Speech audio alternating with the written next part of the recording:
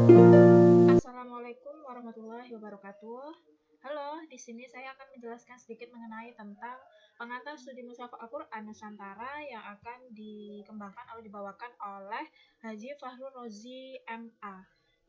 Mari kita simak penjelasan berikut ini. Yang pertama itu mengenai biodata. Biodata Fahrul Rozi. Jadi Fahrul Rozi ini lahir di Jombang pada tanggal 13 Mei 1977 di Pondok Pesantren Madrasatul Quran Tebu Ireng pada tahun 1987 sampai dengan 1998. Beliau menempuh pendidikan santrinya di pondok tersebut.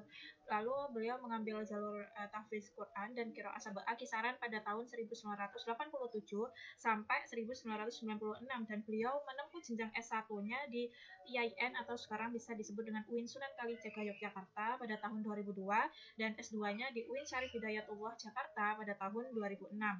Langsung melanjutkannya di LPMK sejak tahun menempuhnya pada tahun 2008. Selanjutnya mengenai sejarah Al-Quran. Jadi pada masa Nabi Muhammad, Al-Quran itu masih tergeletak di mana-mana, ada yang dipelepah, ada yang dikulit dan lain sebagainya. Untuk menjaga Al-Quran itu tetap utuh, banyak sahabat yang memilih untuk menghafal daripada mengumpulkan pada waktu itu, karena seiring berjalannya waktu banyak sahabat Nabi yang meninggal dunia. Jadi pada masa Abu Bakar itu kisaran tahun 13 Hijriah atau 634 Masehi, beliau menginisiatif untuk mengumpulkan Al-Quran, untuk mengumpulkan mushaf-mushaf Al-Quran atau tadwinul awal, agar mushaf Al-Quran ini tidak punah dan tidak hilang karena tetelan masa. Lalu pada Utsman bin Affan dilanjutkan pengumpulan Al-Quran ini yang disebut dengan Tadwinus Sani dan disempurnakan lagi pada zamannya Utsman bin Affan. Al-Quran ini disempurnakan lagi dan mengalami pengumpulan yang sempurna. Jadi semua mulai dari ayat pertama, surat pertama sampai akhir itu disempurnakan pada masa Utsman bin Affan. Dan beliau pada waktu itu membuat 5 salinan mushaf yang didistribusikan ke Basrah, ke Kufah, Syam, Makkah, dan mushafnya Al-Imam. Karena pada waktu itu, pada zamannya mushaf Utsman bin Affan masih belum ada tanda titik untuk membedakan antara satu huruf dengan huruf lainnya, maka di zamannya Abdul Aswad Ad-Duwali itu pemberian titik i'rab itu dilakukan pada masa itu atas perintahnya Gubernur Basrah Ziyad bin Ziyad. Pemberian tanda titik ini untuk membedakan. Jadi biar para pembaca itu tahu antara bedanya ini huruf nun, huruf iya, dan dal ataupun dal. Itu ada bedanya, nggak sama seperti itu. Penyempurnaan tanda harokat ini disempurnakan lagi oleh Al-Khalil bin Ahmad Al-Farahidi. Seperti itu. Berikut mengenai ragam sistem penulisan Al-Quran. Ini contohnya contoh penulisan ragam pada Rasul Utsmani seperti ini. Sebentar. Innalladzina kafaru sawa'un 'alaihim a'anzartahum am lam tunzirhum la yu'minun. Ini kan tidak tahu kan mana ini nun apa iya atau terus ini fa atau bukan, soalnya nggak ada tanda titiknya. Pada waktu zamannya Utsman bin Affan itu seperti ini penulisannya. Lalu disempurnakan lagi. Ini masih zamannya Utsman bin Affan, kurang lebihnya seperti ini. Langsung mushaf abad pertama Hijriah seperti ini, tulisannya seperti Latin. Langsung mulai ini masih hampir sama, tapi ini agak disambung-sambung penulisannya. Ini yang dimaksud yang tadi awal pada masa Abdul Aswad Ad-Duwali, ini langsung diberi tanda titik, tapi masih belum sempurna, cuma beberapa huruf seperti ghoin masih, zal itu ada. Yang merah-merah itu sebagai tanda bahwa ini tuh huruf ba, ini huruf fa, tapi masih belum sempurna. Langsung di zamannya Yahya bin Ya'mur dan Nasir bin Asim menambahkan titik huruf atau naqu al-i'jam. Mulai ada penambahan titik huruf lagi yang lebih banyak. Di zamannya Al-Khalil bin Ahmad Al-Farahidi menyempurnakan harokat menjadi seperti yang kita kenal saat ini. Di zamannya Al-Khalil ini sudah ada pemberian harokat, tapi tulisannya masih belum sempurna menurut saya. Nggak seperti saat ini, masih masih bingung ini soalnya tulisannya masih agak-agak Latin, agak kayak Latin gitu tulisannya, tapi sudah bisa dibaca soalnya sudah ada harokatnya. Lalu setelah masa Al-Khalil bin Ahmad, penulisan Al-Quran terus berkembang. Setelah masanya Al-Khalil, penulisan Al-Quran itu semakin hari semakin berkembang sampai saat ini, sehingga banyak masyarakat yang kesulitan baca itu tidak kesulitan lagi. Misal seperti ini sudah sempurna ya penulisannya sampai saat ini. Perbedaan penulisan Al-Quran, sesuatu yang tidak bisa dihindari, karena yang utama dalam penyampaian Al-Quran adalah talaki safahi atau diajarkan secara langsung dari guru kepada murid. Tulisan pada awalnya hanya berfungsi sebagai alat bantu. Perbedaan ragam penulisan Al-Quran, rosem atau pola penulisan. Rosemnya ini Utsmani sesuai dengan madhab atau aliran rosem yang diikuti. Yang kedua itu ada rosem imla'i, terus tanda wakof, terus yang terakhir itu sistem harokat dan tanda baca. Hukum rosem Utsmani dalam penulisan Al-Quran. Jadi Al-Quran itu wajib ditulis dengan rosem Utsmani karena rosem Utsmani adalah sunnah mutaba'ah dari para sahabat. Akan tetapi bukan tauqifi, bukan dari Nabi. Jadi rosem Utsmani ini pertama kali diciptakan itu pada masa sahabat, jadi wajib ditulis agar ya untuk membedakan juga.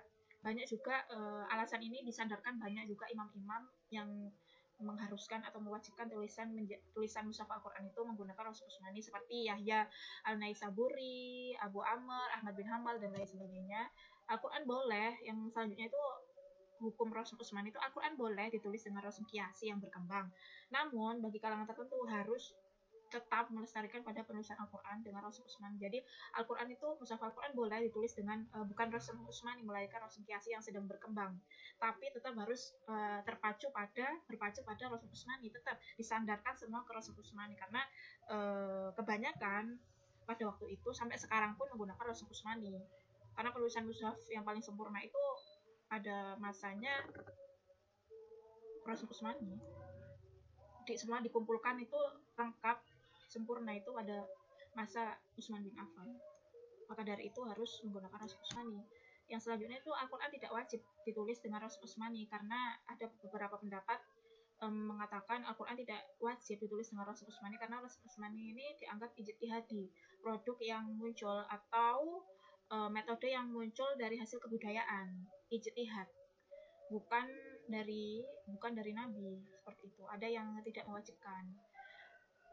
Yang selanjutnya itu Al-Quran wajib ditulis dengan rosem Utsmani. Al-Quran ada beberapa juga ulama yang mewajibkan Al-Quran ini wajib ditulis dengan rosem Utsmani karena rosem Utsmani tauqifi dari Nabi, jadi sudah real, benar begitu, tidak diragukan lagi. Ada sebagian ulama seperti itu, seperti Ibnu Mubarak, dari gurunya Abdul Al-Aziz Al-Dabal. Madhab rosem Utsmani, ada beberapa madhab yang menggunakan rosem Utsmani, antara lain Abu Amr Adani, Abu Dawud Sulaiman bin Najah, Abu Hasan Ali bin Muhammad, Abu Muhammad Qasim bin Abi Al-Qasim bin Ahmad atau As-Saitibi. Madhab rosem mushaf standar Indonesia, jadi mengambil riwayat Syekhoni, Abu Amr Adani atau Abu Dawud Sulaiman bin Najah dengan tanpa melakukan tarjih riwayah dan terkadang mengambil dari pandangan di luar keduanya. Utamanya pandangan Jalaluddin Abdul Rahman As-Suyuti. Ini madhab rosem mushaf standar Indonesia ya. Ini tahun-tahunnya kalian bisa lihat sendiri. Tahun-tahun ini madhab-madhabnya itu kita next saja. Contoh ragam rosem Utsmani. Contohnya di surat Al-Hajj.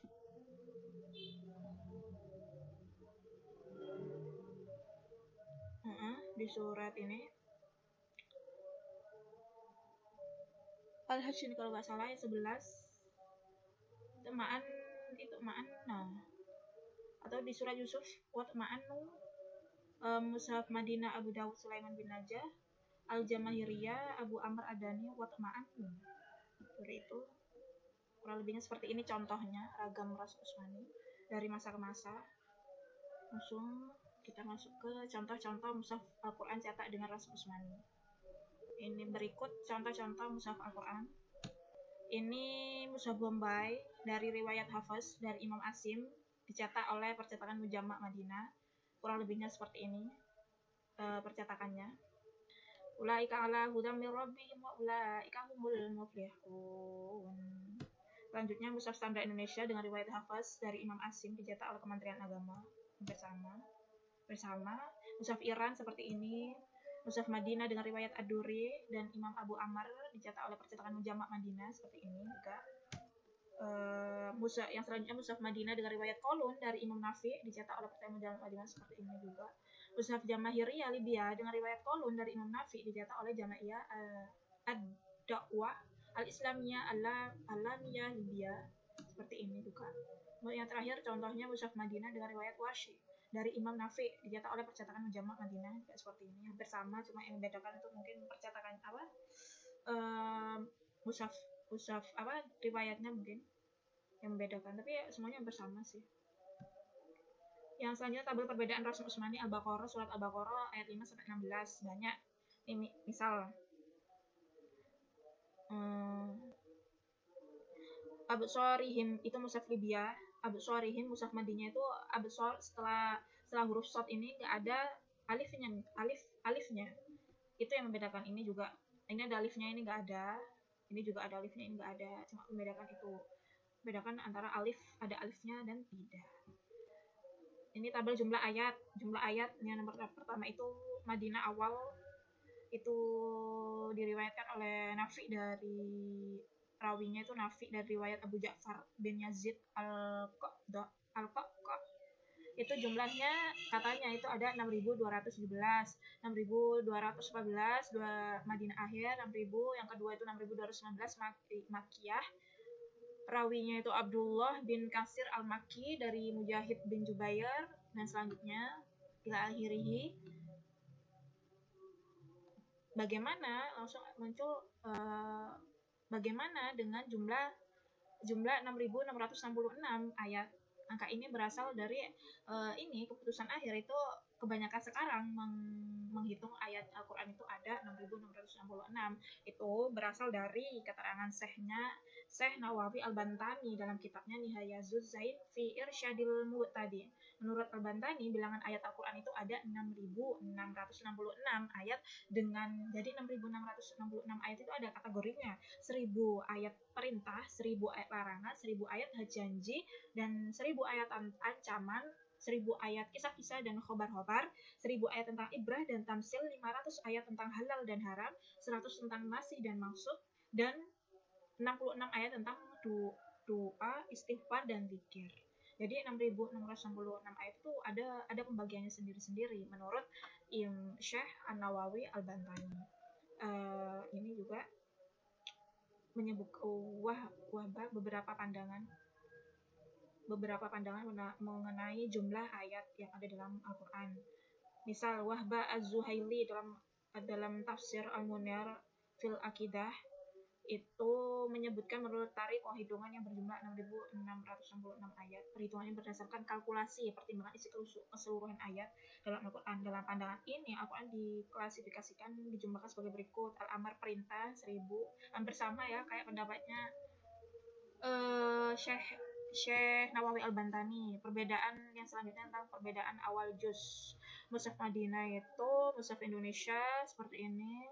Quran Surat Imran 92, juz 392, kitab Jamal Al-Qurra Asy-Syaikhani itu seperti ini misalnya. Kitab Funun Al-Afnan itu juga seperti ini. Jadi semua itu ada perbedaannya.